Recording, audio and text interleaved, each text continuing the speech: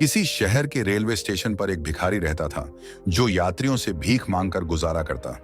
एक दिन उसने एक लंबे सूट बूट पहने व्यक्ति को देखा और सोचा कि यह अमीर व्यक्ति अच्छी भीख देगा। वह उससे भीख मांगने लगा।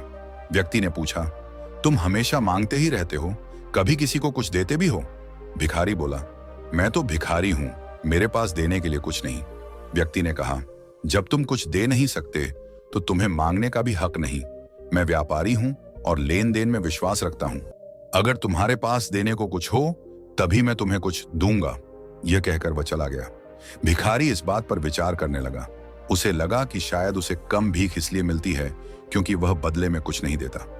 लेकिन वह गरीब था, दूसरों को क्या दे सकता था? कई दिनों तक सोचने के बाद उसने स्टेशन के पास खिले फूल देखे और सोचा, मैं भीख देने वालों को बदले में फूल दे सकता हूं। यह विचार उसे अच्छा लगा। अगले दिन से जब भी कोई उसे भीख देता वह बदले में फूल दे देता। लोग खुश होकर अधिक उदारता से भीख देने लगे। कुछ ही दिनों में उसकी भीख बढ़ गई, लेकिन जब फूल खत्म हो जाते तो उसे भीख भी कम मिलती। एक दिन वही लंबा व्यक्ति फिर से ट्रेन में मिला।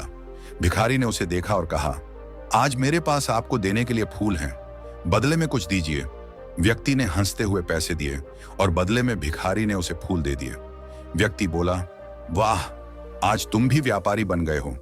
यह सुनकर भिखारी का आत्मविश्वास और बढ़ गया। अब भिखारी ने खुद को व्यापारी मान लिया। वह अधिक फूल खरीदने लगा और धीरे धीरे उसका व्यापार बढ़ने लगा। 6 महीने बाद वह एक सफल फूल व्यापारी बन चुका था।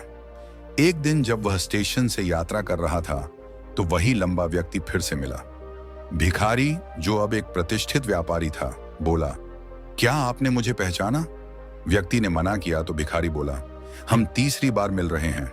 मैं वही भिखारी हूं जिससे आपने पहले भीख देने से मना किया था और दूसरी बार फूल खरीदे थे। अब मैं एक बड़ा फूल व्यापारी हूं। व्यक्ति मुस्कुराया और बोला, वाह, तुमने गिव एंड टेक का नियम समझ लिया। यही सफलता की कुंजी है।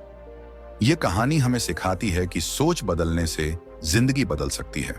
यदि हम खुद को छोटा समझते रहेंगे तो हमेशा छोटे ही रहेंगे। सफलता हमारे आत्मसम्मान और सोच में छिपी होती है।